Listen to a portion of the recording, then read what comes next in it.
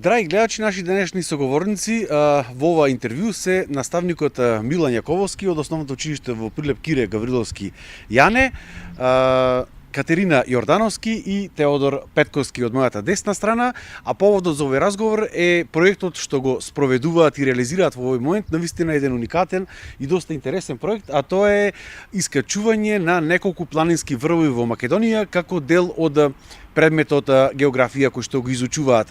Но повеќе околу целиот овој проект ќе ни кажат самите негови учесници, а разговорот ќе го започнеме со наставникот по географија. Господин Јакововски, како дојдовте до идеја да еве преку еден практичен пример, преку практична настава на предметот географија, целта е да се запознаат повеќе учениците и со природата во Македонија, но и со низините убавини. Така, пред се добро утро на сите. Сакам да ве поздравам за оваа иницијатива која што ја препознавте кај нас и вака медиумски не поддржувате. Како што кажавте, ова е еден проект од географската секција во Основно општинско училиште Кире Гавриловски Јане во Прилеп, каде што група на млади ентузијасти, мои ученици, ја прифатија и заедно ја реализираме од почетокот на школската година и треба да ја реализираме до самиот крај на оваа учебна година. Идејата е можеби мојата професија поврзана со едно од моите хоби кои што го практикувам, планинарењето, но и примерот од многу европски земји кои што на еден традиционален начин секоја година во нивната програма го воведуваат планинарењето како една од вештините која што го подобрува психофизичкиот развој кај учениците. Такви се на пример Словенија, Австрија, Германија, Швајцарија и уште многу други земји, ширум Европа и светот. Оваа географска секција има за цел да преку планинарењето да ги доближи учениците со природата и со убавините на својата држава, нашата Македонија, со цел подобро да ја запознаат околината на родното место, но исто така и пошироките делови на нашата држава, односно тоа се планините, затоа што нашата држава располага со доста богат планински релјеф и една во 10 држави во светот според површината која што ја зафаќа и застапеноста на планините во неа. Имаме преубави планини, имаме преубави врвови за искачување. Како што кажавте, досега можеби по некои предмети има направена иницијатива да се планинари, но нашата цел во оваа географска секција е да искачуваме врвови. Подготовката за искачувањето на врвовите прво во околината на нашиот град, искачуваме неколку дестинации, а крајната цел да биде уште поинтересна, по предизвикот да биде поголем кај учениците, се одлучив да ги скачиме трите највисоки врвови, како што е Пелистер, Титоврв и Кораб, нашиот највисок врв. Од она што претходно разговаравме, мислам дека се 7 локации кои што дел се поминати, а дел треба се уште да се искачат. Така.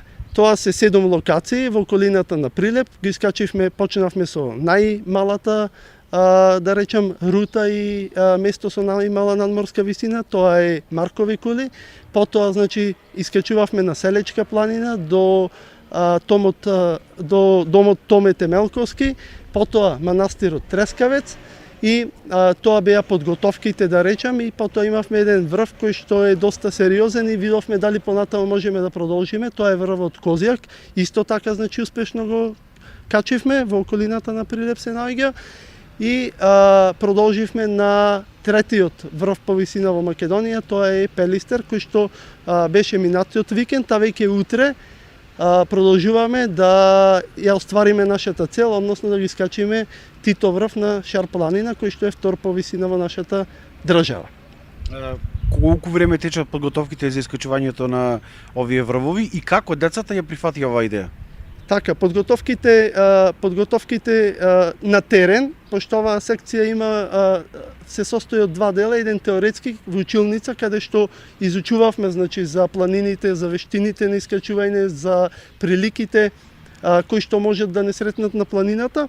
А делот каде што подготовките на терен почнавме да ги правиме, негде трае околу месец дена, секоја недела, значи, имавме по една дестинација и со тоа, значи, ја зајакнувавме нашата психофизичка способност за да бидеме способни секој нареден врв, значи, да го искачиме. Дали овој пример го зедовте од некоја соседна држава или пак претходно беше имплементирано од некој училиште во Македонија? На почетокот, значи, спомнав, дел од европските држави тоа го практикуваат. Мене почнав да го планирам уште пред 3 години, меѓутоа некако се двоумев, ајде ова, ајде другата година. Лани кога се вратив од Триглав, од Словенија, видов дека таму деца на помала возраст, да речем уште на 12-13 години, ги искачуваат на врвот Триглав, значи се искачуваат заедно со нивните професори и тука почнав да ја реализирам, значи, ова географска секција и која што учениците ја прифатија со задоволство. Нормално учениците кои што ја прифатија ова секција се активни спортисти кои што си спортуваат различни спортови, затоа што секако подвикот е доста голем и мора да бидат физички претходно спремни, а дополнително со нашите, значи, подготовки да се доспремиме за да можеме да ги искачиме тие надморски височини. Учесници се учениците од 8 и од 9 одделение. Во оваа година учесници се само учениците од 9 одделение, меѓутоа оваа географска секција е планирана за ученици од 8 и 9. Наредната година најверојатно ќе бидат учениците од 8, сега што се седнав, година 8 одделение и така секоја година да имаме, значи, вакви активности. Ме прашавте дали во нашата држава досега имало ваква иницијатива. По одредени предмети во нашето училиште, значи, настава во природа се реализирала, но тоа било настава како прошетка во природа, а спомнав дека ова географска секција има за цел да искачува повеќе ориентирана кон искачување на врвови. И мислам дека во Македонија досега нема ваква иницијатива.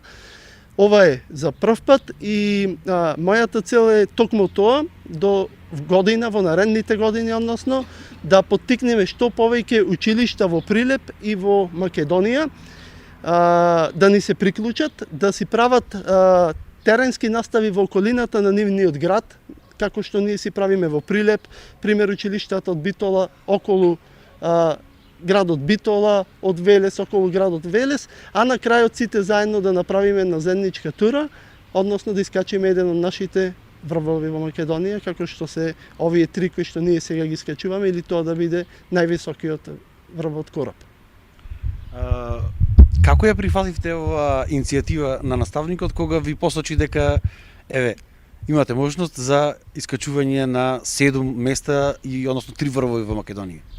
На почетокот кога наставникот Милан ни кажуваше дека искачува некои врвови во Македонија и надвор од државава, нас тоа ни звучеше интересно. Потоа дојде на иницијативата за овој проект, односно за заедно со нас да искачуваме врвови. И на почетокот тоа ни звучеше многу интересно, затоа и прифативме и беше како голем предизвик, а јас лично сакам предизвици и звучеше интересно и затоа го прифативме. Дали претходно си има занимавано со планинарење? Претходно со планинарење не, само на околните врвови, околу Прилеп, до Маркови, Кулит, Раскавец, најмногу. Инак не. Колку е тешко искачувањето и како се подготвувате? Искачувањето не е тешко, обично пред да искачуваме некој врв во училница имаме состанок и се договараме што треба да носиме и искачувањето ни поминува многу лесно, со песна, со смеа. Знае да биде напорно, но заедно го пребродуваме и тоа. Дали вие досега сте се занимавали со планинарење и пешачење? Не. Кој од овие посетени места досега ви беше најинтересно? А кој е најтешко за искачување? Најтешко мислам дека ни беше Томе, затоа што беше прво поголемо и не бевме толку спремни. А најинтересно лично мене ми беше Козјак. Пелистер? И Пелистер беше интересно, но доста напорно. Сега дали ќе продолжите понатаму и по завршувањето на овој проект со запознавање на убавините на Македонија преку истражување и искачување на планинските врвови? Се разбира, да. бидејќи е интересно, имаме многу се дружиме и сакаме предизвици. Интересно е од она што можев да го забележам на социјалните мрежи дека играте и оро на местото кога ќе го искачите врвот. Да, тоа е нашата традиција. Првен кога се качуваме, наставникот оди прв и ја пушта Македонија навива за нас. И со неја се искачуваме, а кога ќе се качиме горе со нашата песна Бисер Балкански, играме оро. Колку членови има оваа секција? Колку број моментално?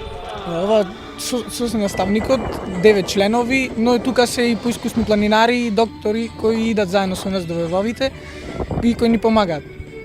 Доколку некој, значи, не дај Боже се повреди, имате и медицинско лице постојано со вас на терен. Да. Ви благодарам за разговорот.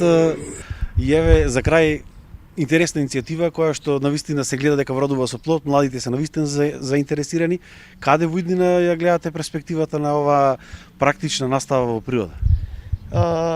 Значи, тоа е, како што кажав, се практикува во најразвиените земји, каде што образованието и сите други дејности од стопанството се развиени на највисоко ниво и докажано дека еден час во природа заменува можеби 4-5 часа во училница по предметите географија, биологија, физичко, вештини и останатите предмети. Децата, значи, стануваат подсврсти, поснаодливи и имаат поголема самодоверба и сметам дека во оваа насока треба да се обрани повеќе внимание во образованието во иднина и да се практикуваат повеќе вакви часови во иднина, без разлика дали тоа е планинарење или велосипедизам или риболов или некој друг спорт и вештина, дека даваат голем успех кај учениците и многу поквалитетно образование, многу поквалитетно здравје и исполнетост кај учениците. Уште еднаш честитки за реализацијата на овој навистина интересен проект и еве со успех и лесно утре да го искачите вториот највисок врв во Македонија, тој е Тито врв. Благодарам, сакам да ви се заблагодарам уште еднаш што ја препознавте оваа наша иницијатива и што не поддржавте медиумски и на сите оние пријатели кои што дополнително ќе му се заблагодариме, кои што искрено видоа позитивно во сето ова, не поддржуваат и ни помагаат на било каков начин да го реализираме до крај овој наш проект. Ви благодарам уште еднаш на сите за разговорот, а драги гледачи, се надевам дека оваа иницијатива ќе ја препознаат и останатите училишта во Македонија и дека ќе започнат со вакви интересни проекти, преку практични примери учениците да ја запознаваат својата татковина.